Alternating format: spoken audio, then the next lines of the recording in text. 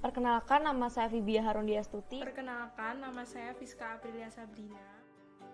Perkenalkan, nama saya Nurul Aini. Halo, saya Kevin Aldi Fafajari. Halo, perkenalkan nama saya Arya Soma. Hukum acara pidana adalah ketentuan-ketentuan hukum yang mengatur dengan cara bagaimana tertib hukum pidana harus ditegakkan atau dilaksanakan dengan baik. Seandainya terjadi pelanggaran dan dengan cara bagaimanakah negara harus menunaikan hak pidana atau hak menghukumnya kepada si pelanggar hukum atau terdakwa. Seandainya terjadi sesuatu pelanggaran hukum pidana, pihak negara diwakili oleh penuntut umum dan jaksa, di mana jaksa harus menuntut atau mengajukan tuntutan perkara itu di muka pengadilan. Adapun tujuannya ialah untuk mencari dan mendapatkan atau setidak-tidaknya mendekati kebenaran material, ialah kebenaran yang selengkap-lengkapnya dari suatu perkara pidana dengan menerapkan ketentuan hukum acara pidana secara jujur dan tepat dengan mekanisme melalui penyelidikan lalu dilanjutkan oleh penyidik. Selanjutnya adalah penyelidikan. Penyelidikan adalah serangkaian tindakan penyelidik untuk mencari dan menemukan suatu peristiwa yang diduga sebagai tindak pidana, guna menentukan dapat atau tidaknya dilakukan penyelidikan menurut cara yang diatur dalam undang-undang.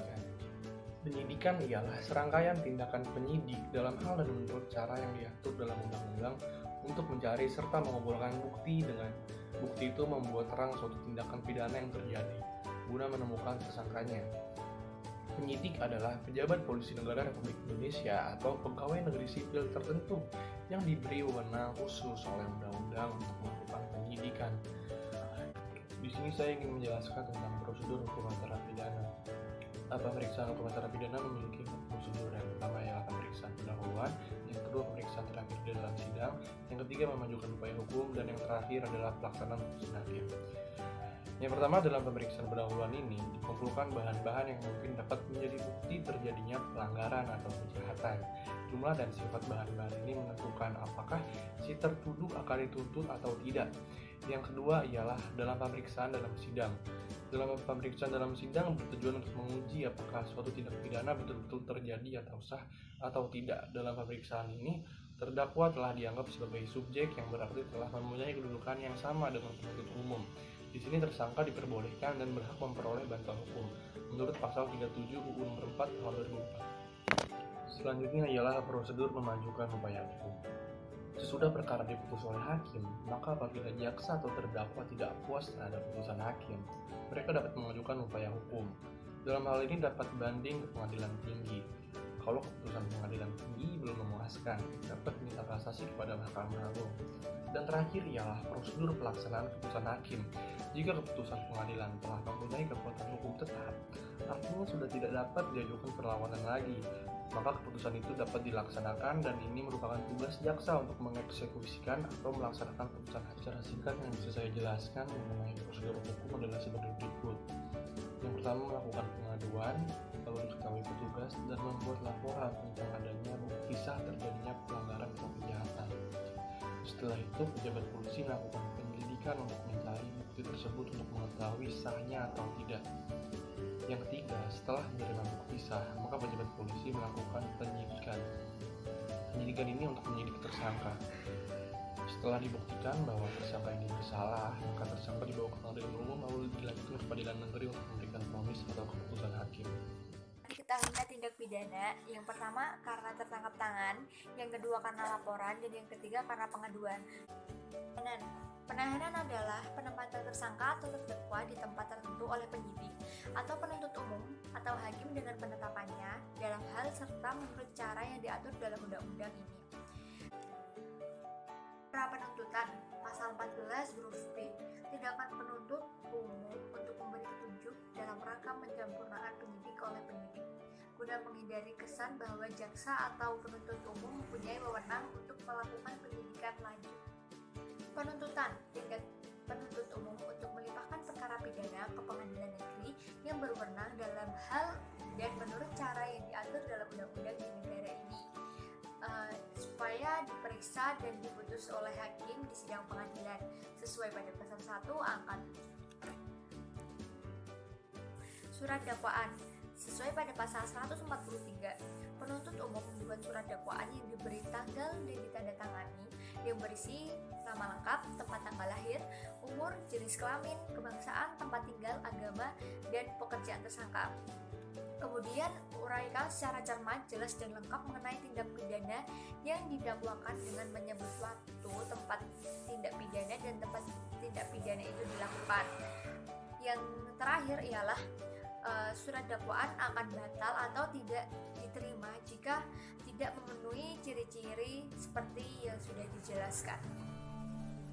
Dakwaan. Dakwaan adalah dasar hukum sebuah acara pidana karena berdasarkan dakwaan itulah pemeriksaan di persidangan dilakukan, di mana jaksa penuntut umum atau JPU yang menyusun dakwaan dan peran hakim yaitu tidak dapat menjatuhkan pidana di luar batas dakwaan. Selanjutnya ada pemeriksaan di sidang pengadilan. Ada dua kompetensi, yaitu kompetensi pengadilan negeri dan juga kompetensi relatif. Kompetensi pengadilan negeri, kompetensi absolut pasal 50 Undang-Undang Nomor 2 Tahun 1986 tentang pengadilan umum. Kompetensi relatif di mana untuk perkara pidana kompetensi pengadilan negeri, kompetensi absolut pasal 84 KUHP berdasarkan pada lokus jalan. Jika tiga macam acara pemeriksaan. Yang pertama, acara pemeriksaan cepat. Kedua, acara pemeriksaan singkat. Ketiga, acara pemeriksaan biasa. Berikut adalah penjelasan dari acara pemeriksaan cepat. Yang kedua, acara pemeriksaan singkat. Pada dasarnya pengertian tentang Berikut adalah penjelasan dari acara pemeriksaan singkat. yang terakhir, acara pemeriksaan biasa, mengajukan berkas perkara. Yang terakhir adalah penjelasan dari acara pemeriksaan biasa.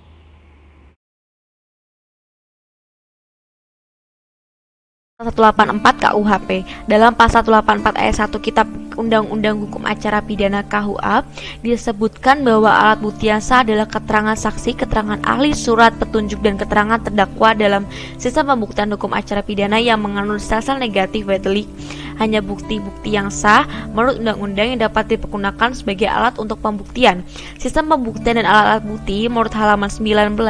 Hal ini berarti bahwa di luar dari ketentuan tersebut tidaklah dapat dipergunakan sebagai alat bukti yang sah.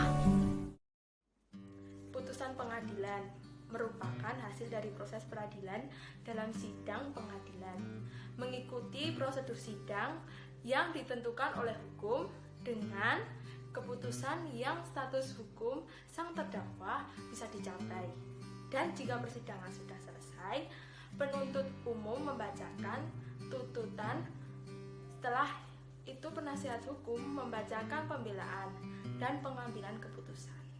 Putusan, pernyataan hakim yang diucapkan di persidangan yang bertujuan untuk mengakhiri atau menyelesaikan dalam suatu perkara atau sengketa antar para pihak yang saling berkepentingan. Upaya hukum biasa. Upaya hukum biasa diatur dari pasal 233 sampai 258. Upaya hukum biasa terdiri dari banding, kasasi, dan TRZ. Menurut kempriprof.go.id, banding merupakan salah satu upaya hukum biasa yang dapat diminta oleh salah satu atau kedua belah pihak terhadap perkara terhadap suatu putusan pengadilan negeri. Para pihak mengajukan banding bila merasa tidak puas dengan isi putusan pengadilan negeri kepada pengadilan tinggi melalui pengadilan negeri di mana putusan tersebut dijatuhkan. Yang kedua adalah kasasi. Kasasi merupakan salah satu upaya hukum biasa yang dapat diminta oleh salah satu atau kedua belah pihak yang berperkara terhadap suatu putusan pengadilan tinggi.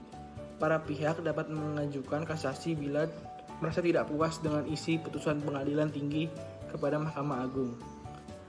Kasasi berasal dari perkataan kaseh, yang berarti memecah atau membatalkan. Yang ketiga adalah TRZ. TRZ merupakan salah satu upaya hukum biasa yang dapat diminta oleh salah satu atau kedua belah pihak yang berperkara terhadap suatu putusan pengadilan negeri.